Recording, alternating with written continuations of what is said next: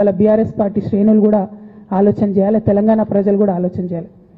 ఎందుకోసం వస్తుంది కేసీఆర్ గారికి అవినీతి మరక ఎవరి వల్ల అంటింది అలా? అది ఆలోచన చేసుకోవాలి కదా మనం కూడా.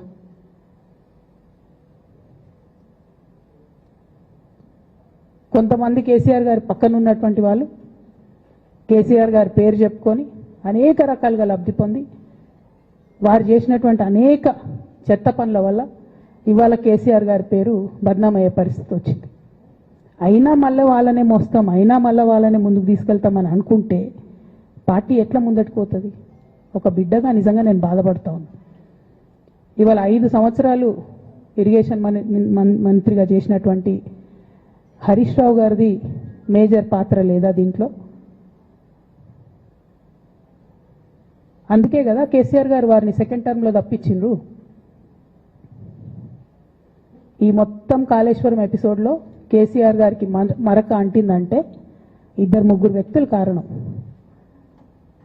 మాజీ రాజ్యసభ సభ్యుడు ఒకలైతే, హరీష్ రావు గారు ఒకలైతే, మేఘా కృష్ణారెడ్డి గారు ఇంకోడు, మేఘానో బోగానో ఏదో. ఈ పెద్ద పెద్ద కాంట్రాక్టర్లు అందరితో కుమ్మక్కై కేసీఆర్ గారు ప్రజల కోసం ఆలోచన చేస్తే, నీళ్ల కోసం ఆలోచన చేస్తే, వీళ్ళు సొంత వనరుల కోసం, డెవలప్మెంట్ కోసం, ఆస్తులు పెంచుకోవడం కోసం ఆలోచన చేసి ఇవాళ మీ వల్ల రేవంత్ రెడ్డి లాంటి వ్యక్తి, తెలంగాణ ఉద్యమానికి సంబంధం లేని వ్యక్తి, కేసీఆర్ గారి కాలి గోటికి సరిపోని వ్యక్తి, ఆయన నిలబడి కేసీఆర్ గారిని చేయెత్తి చూపించి కేసీఆర్ గారి మీద సిబిఐ ఇవాళ నేను వేస్తా అని చెప్తున్నాడంటే కారణం ఎవరు దీనికి?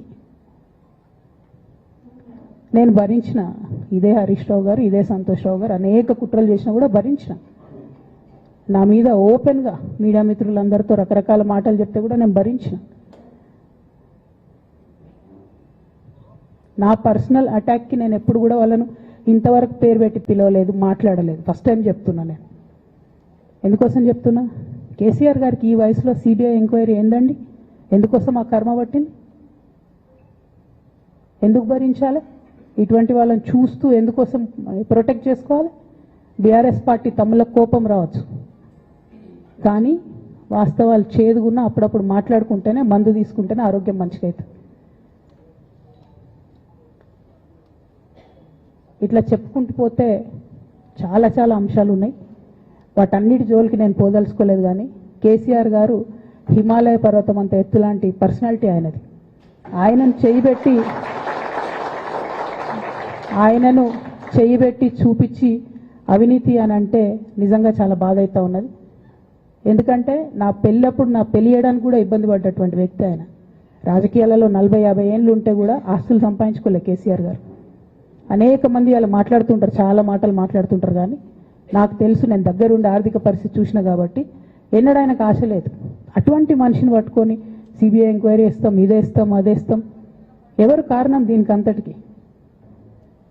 ఈ చేతగాని కాంగ్రెస్ ప్రభుత్వం మీ ఏసీబీ వాళ్ళు పోయి కాళేశ్వరంలో పనిచేసిన 3 ఇంజనీర్లను పట్టుకుంటే ఒక్కొక్క ఇంజనీర్ దగ్గర 100 కోట్ల ఆస్తులు వెళ్తే మీకు ఎందుకు ఎంక్వైరీ చేసే దమ్ము లేదు? వాళ్ళు వెనకాల ఎవరున్నారో ఎందుకు ఎంక్వైరీ చేస్తలేరు? ఖచ్చితంగా నేను ఇవాళ చెప్తా ఉన్నా, హరీష్ రావు గారు వెనక, సంతోష్ రావు గారు వెనక రేవంత్ రెడ్డి గారు ఉన్నారు. వాళ్ళని ఖచ్చితంగా కాపాడతారు అన్ని విషయాలను. వాళ్ళని ఏమనరు, వాళ్ళ గురించి ఏం మాట్లాడరు. బాణం ఎంతసేపు కేసీఆర్ గారి మీద ఉంటుంది. కేసీఆర్ గారిని మాట్లాడాలి, కేసీఆర్ గారిని బదనాం చేయాలి. కానీ దగ్గరుండి ఈ అవినీతి అనకొండలు బీఆర్ఎస్ పార్టీని ఏదైతే డిస్టర్బ్ చేసిండ్రో వాళ్ళని మాత్రం ఏమనరు. ఈ ఇంటర్నల్ అండర్స్టాండింగ్ అనేది ఎక్స్పోజ్ కావాలి. రేపటి నుంచి నేను ఛాలెంజ్ చేసి చెప్తున్నా కదా, రేపటి నుంచి ఏం మాట్లాడతారు తెలుసా? ఈ మొత్తం బ్యాచ్లన్నిటికీ సోషల్ మీడియా బ్యాచ్లు ఉన్నాయి. వీళ్ళందరికీ బాగా చాలా చాలా బ్యాచ్లు ఉన్నాయి. వాళ్ళంతా రేపటి నుంచి ఏమంటారు? నన్ను ఒకళ్ళు బీజేపీ ఆపరేట్ చేస్తుందంటారు, ఒకళ్ళు కాంగ్రెస్ ఆపరేట్ చేస్తుందంటారు, ఒకళ్ళు రేవంత్ రెడ్డి చెప్తే మాట్లాడుతుందంటారు, ఇంకోళ్ళు బండి సంజయ్ చెప్తే మాట్లాడుతుందంటారు. ఖబర్దార్ బిడ్డ, నేను ఎవరు చెప్తే ఆడేటటువంటి తోలుబొమ్మని కాదు. నాది నాది నాది నాది కేసీఆర్ బ్లడ్, నాది తెలంగాణ బ్లడ్. ఇండిపెండెంట్గా నేను అనుకున్న విషయాన్ని చెప్తున్నాను. దానికి పొలిటికల్గా ఇబ్బంది అయినా, కష్టమైనా, నష్టమైనా నేనే భరిస్తా. కానీ దేవుళ్ళ లాంటి మా నాన్నను ఇవాళ సిబిఐ ఎంక్వైరీ చేసిండ్రంటే కడుపు రగులుకపోతా ఉంది ఒక బిడ్డగా. అందుకే చెప్తున్నా, ఇన్ని రోజులు చెప్పలే. ఆ మధ్యలో పోయినసారి నా కొడుకు గ్రాడ్యుయేట్ అయినప్పుడు వచ్చినప్పుడు నేను మా నాన్నకు రాసుకున్న లెటర్ లీక్ చేస్తే కూడా ఆ 70, 80, 90 రోజుల నాకు నరకం చూపిస్తున్నారు. ప్రతిరోజు సోషల్ మీడియాలో ఇష్టం వచ్చినట్టు రాపిస్తున్నారు. ఎప్పుడు వీళ్ళ పేర్లు తీసుకోలే, ఇష్టం వచ్చినట్టు ప్రెస్ వాళ్ళకు మాట్లాడుతూ చాలా విషయాలు చెప్తున్నారు. ఎప్పుడు వాళ్ళ పేర్లు తీసుకోలే. ఇలా తీసుకుంటున్నా, ఎందుకంటే విషయం నాది కాదు, ఇది తెలంగాణ పరువు ప్రతిష్టకు సంబంధించిన విషయం. ఇలా దేశంలో ఏ మూలకు పోయినా ఎక్కడికి పోయినా కేసీఆర్ అంటే ఒక మహానాయకుడు, త్యాగం చేసిన నాయకుడు అని చెప్పి మాట్లాడతారు.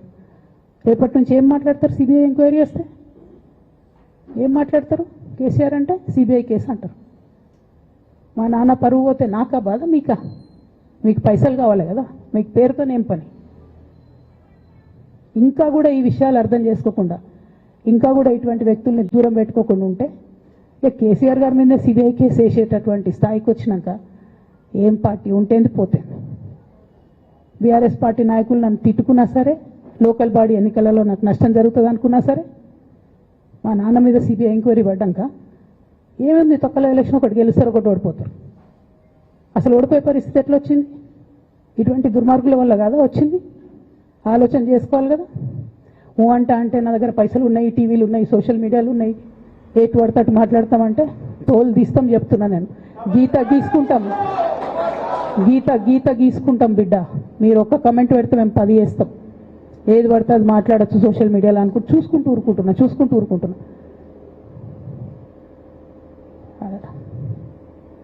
పెద్ద సార్ దగ్గరకు వచ్చినాక ఇక కాంప్రమైజ్ అయ్యేది ఏం లేదు. ఘోష్ కమిషన్ వేసిన రోజే నేను చెప్పిన, ఎందుకు రియాక్ట్ కాలేదు పార్టీ అని అడిగిన ఆ రోజునే. నిన్న సిబిఐ ఎంక్వైరీ వేస్తున్నా అని రేవంత్ రెడ్డి గారు అసెంబ్లీలో చెప్తే తెలంగాణ బంద్ కాలియద్దా, బగ్గు మనొద్దా తెలంగాణ? ఎట్లా మాట్లాడతారు? నిజంగానే మనిషి అవినీతి అయితే, నిజంగానే మనిషి డబ్బులు తినోడైతే వేరు మాట. ఆయనకు తిండి మీద కూడా ధ్యాస ఉండదా బాబు? తెలంగాణ అదే పిచ్చి. అట్లాంటి మనిషిని పట్టుకొని ఇవాళ ఏది పడితే అది మాట్లాడితే కూడా రియాక్ట్ కాకపోవడం చాలా దారుణం, చాలా దారుణం. నేను దీన్ని తీవ్రంగా ఖండిస్తున్నా. At the same time Congress government PC Ghosh commission వేసిండ్రు. రెండేళ్ల నుంచి టైంపాస్ చేస్తారు.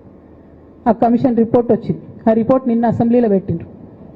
ఇంకా దానికి ఏం లేదు, దాంట్లోకి ఏం చర్యలు తీసుకుంటారో చెప్పారు, ఏం చేస్తారో చెప్పారు, తక్కువ మంది సిబిఐకి ఇచ్చేస్తారు. అంటే ఇది ప్రీ ప్లాన్డ్, ప్రీ మెడిటేటెడ్, ఖచ్చితంగా కేసీఆర్ గారి ప్రతిష్ట దెబ్బతీయాలనేటటువంటి ప్రీ మెడిటేటెడ్ అటాక్ తప్పితే ఇంకోటి కాదు. ఇన్ని ఏజెన్సీస్ ఉన్నాయి రాష్ట్ర ప్రభుత్వంలో.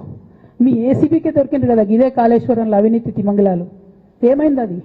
ఆ రిపోర్ట్ ఏమైంది? వాళ్ళ మీద చర్యలు ఏమైనాయి? దాని కంక్లూజన్ ఏంది? ఒక్క చిన్న ఎంక్వైరీ కూడా ఇప్పటివరకు కంక్లూడ్ చేయలేదు కాంగ్రెస్ గవర్నమెంట్.